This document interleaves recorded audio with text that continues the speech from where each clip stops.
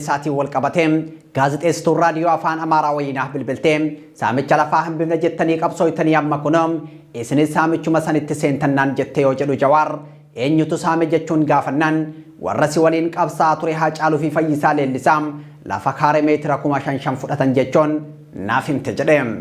Dura Haacaaluu fi Fayyisaa lafa saaman hin jedhamuum qabeenya abbaa isaanii irraa saamame deebifatanii Haacaaluun lafa tufaa munaa yoo fudhateem saamee osoo hin taaneem kan saamame deebifateem badiin isaanii kaaree 5,000 qofa fudhachuu isaaniitiin hektaara 5,000 malaaf jechuun kaayyoo gaazexeessituun qabattee itti balbalteef cabsoo kitaabicha keessatti ereem. Ani baguman nama lubbuun jiru faarseen sirbiniim namni lubbuun jiru bara tokko si boonseem gaafa biraa si qaanessaam namni du'ee garuu seenaa gaarii hojjete xureessuuf carraa waan hin qabneef yoo faarsiteef balaa hin qaboom kan jedhe ammoo Haacaaluu Hundeessaa boonsaatiin. Eegdonni koom kanuma halkan yeroo mari'annoom ani awwaala Haacaaluu akka hin dhaqne walii galle qofa quba qabu tureem yeroo ani deemu murteessoo kiyya dhagahan rifatanii dhufanii balbala natti cufanii meeshaa mana keessaa caccabseen ka'ee humnaan bahee deemeem taatee ganamareetti Haacaaluu gara Amboo wayita deemuum Jawaar raawwateem kitaaba keessatti hirameedhaam. Akkam jirtuum kabajamtootaam daawwattoota Oromiyaa Miidiyaa Neetworkiim kun kan daawwataa jirtan qophii Melloo Tibbanaatiim. Melloo Tibbanaa keenya irraatiin kitaaba hin gaabbuu kutaa sadaffaa isaa dhimma hariiroo Jawaar Muhammadii fi artistii Haacaaluu Hundeessaa irratti xiyyeeffachuun isin biraan geenya. Waa'ee hariiroo Haacaaluu Hundeessaa fi xiinxalaa siyaasaa Jawaar Muhammad, waa'ee sirboota isaa, waa'ee gaafa du'a isaa, waa'ee barii gara Amboo itti deemamu karatti ugguramu, waa'ee galma giddu gala aadaa Oromoo taatee achitti raawwatame, waa'ee hidhamuu Jawaar Muhammad waan mana hidhaa keessatti ta'e, waa'ee lagannaatiin wal qabate, hospitaala Laandimaarkitti isa mudate tokko tokkoon xiinxalline isin biraan geenya. Kun hin gaabboom kutaa sadaffaadhaam. Ansara Sabaatiim. Gamogummaa kaameraatiin ammoo ogeessota OMN nu faana jiraam. Kun kan daawwataa jirtan Melloo Tibbanaatiim.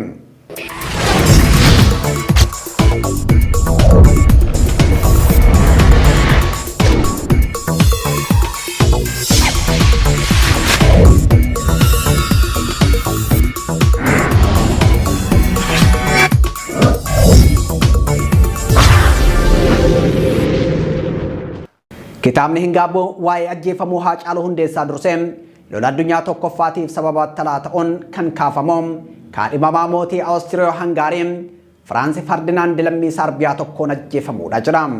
Dhiigni ajjechaa kanarraa faca'eem beenzila ta'ee Awurooppaa bira darbee addunyaa guututti ibidda qabsiisuu eeroon dhiigni Haacaaluu Hundeessaas siyaasaa Itoophiyaa raaseem gaagama hamaa dhaqqabsiisuu eereem.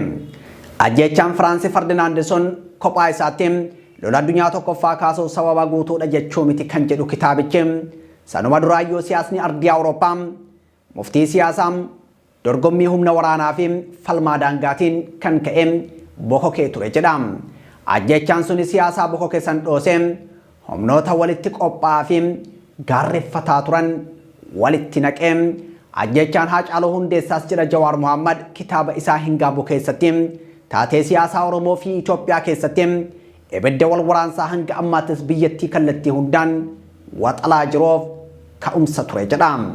Ajjecha Haacaaluu duraam akkuma lola addunyaa tokkoffaa duraasan siyaasaa Oromoo fi Itoophiyaa keessattis murnoota garaagaraa jidduutti mufiim doorsifnii fi gadoon guyyaa irraa gara guyyaatti xaxamaa kuufamaa fi hammaataa deemaa ture.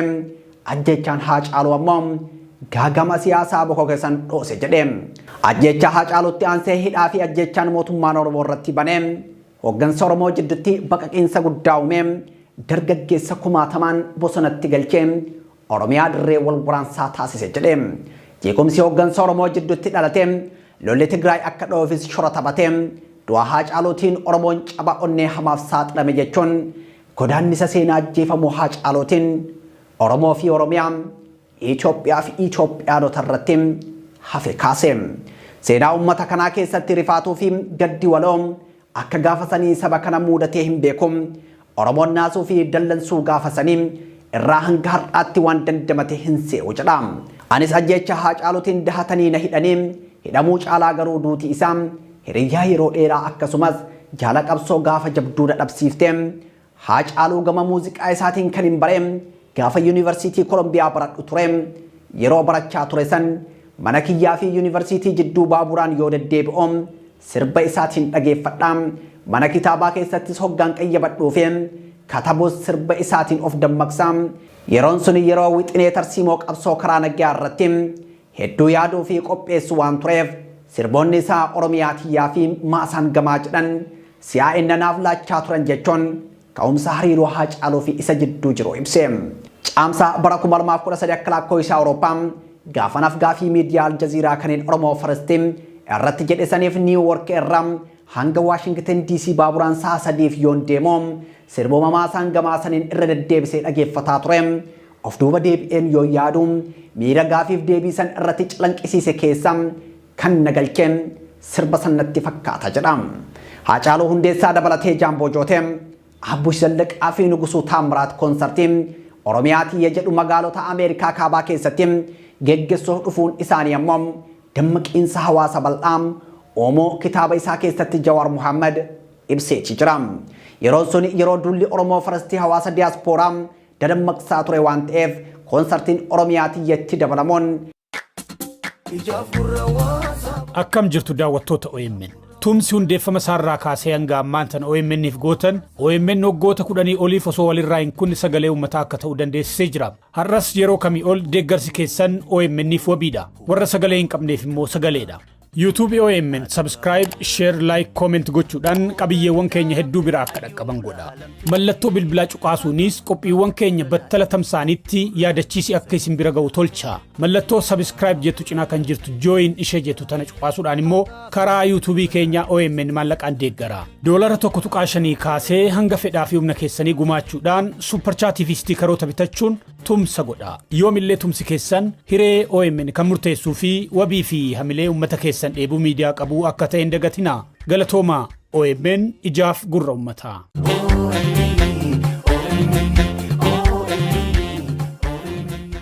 Miira uummataa daran dammaqsee yaalii ofitti amanamummaa waloo Oromoo biyya alaa ol kaasuuf godhaa turreef tumsa guddaa ta'e magaalota hedduu keessatti koonsartii Oromiyaatii fi walgahii Oromoo Falastii wal cinaa geggeessaa turre jechuun ibsa.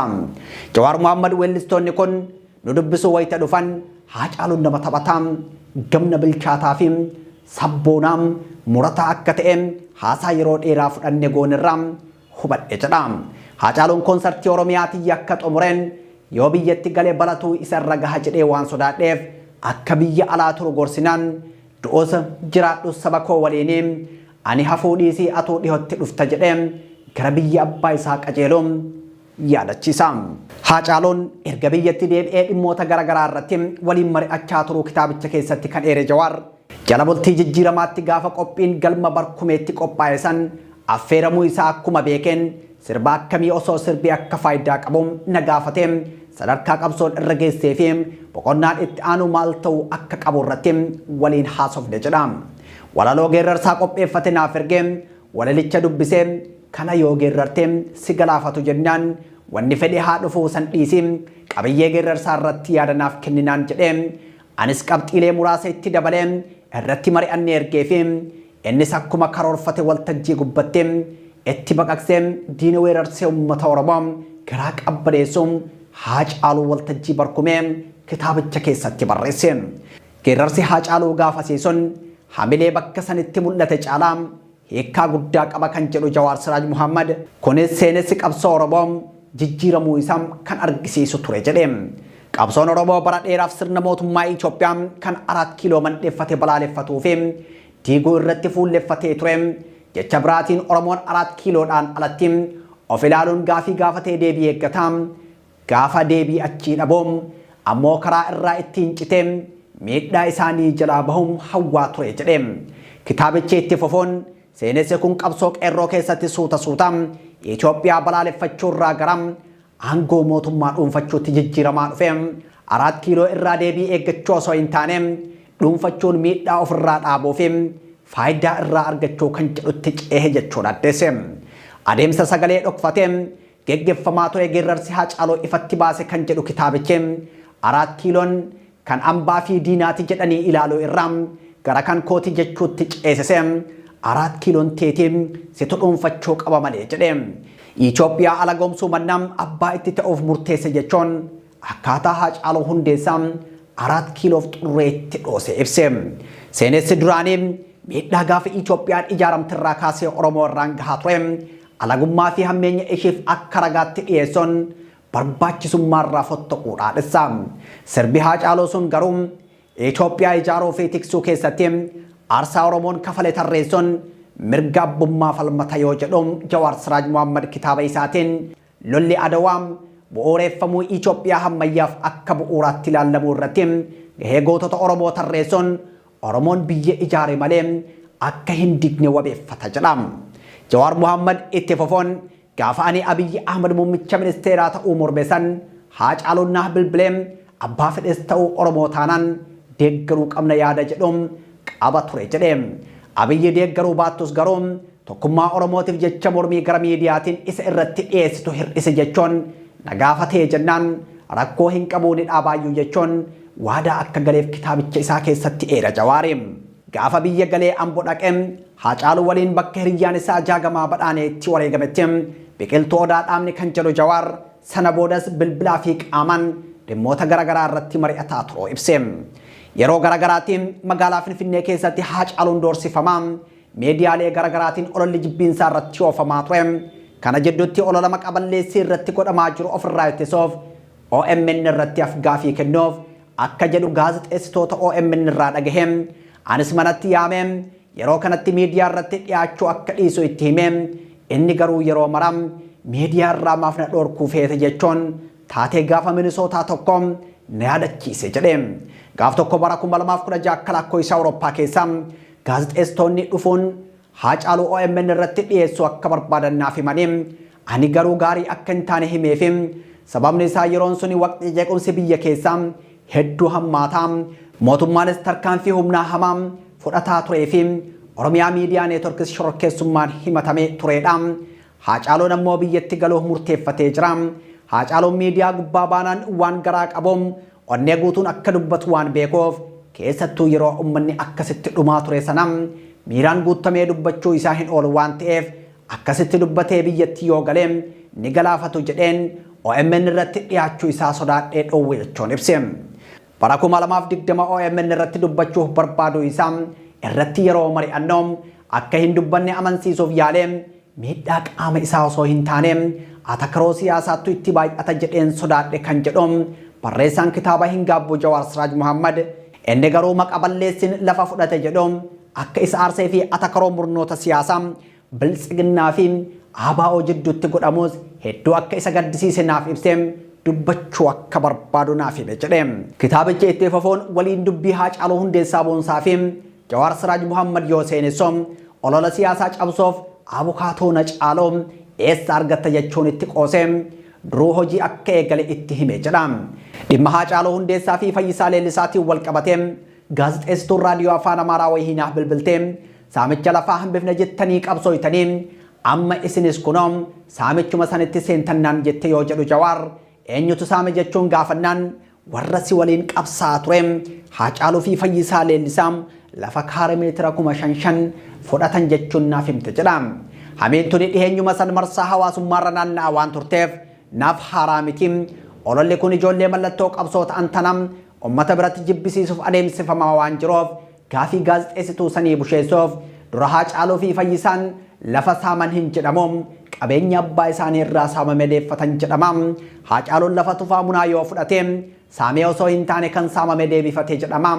Badiin isaanii kaaree 5,000 qofa fudhachuu isaaniitiin heektaara 5,000 malaaf jechuun kaayyoo gaazexeessituun qabattee itti bilbilteef cabsoo kitaabicha keessatti barreesse. Taatee kana Haacaaluutti erga himeen booda abukaatoo akkanaa osoo qabduu ati dubbachuun siin barbaachisu jedheeni innis erga jettee haa ta'u kam arraba wayyaanee moo ati kana waliin ani falmii hin danda'u ati silaa adiin gurraacha jettee nama amansiifta jedhee qoosee haasaa xumurre jedha kitaabicha keessatti waa'ee isaa yoo ibsu.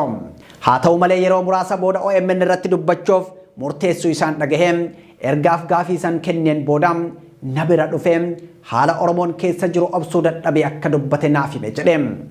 Doorsisa isarra gahu caalaa Oromoon kaleessa tokkummaan sirna alagaa ofirraa kaasee har'a garuu qoqqoodamee wal waraanuun saba keenya akka isa gaddisiisuun naaf himee hoggansa Oromootti hedduu akka qaana'ee dubbate.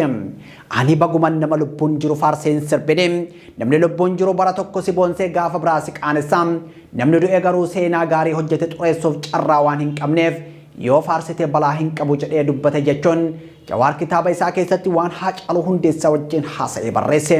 Aarii keessa isaa baasuuf jecha tole hin yaadiniin nama sirbituuf hin dhabdoom dhihootti na ajjeesuu hin oolanii naaf sirbita jechuun itti qoosee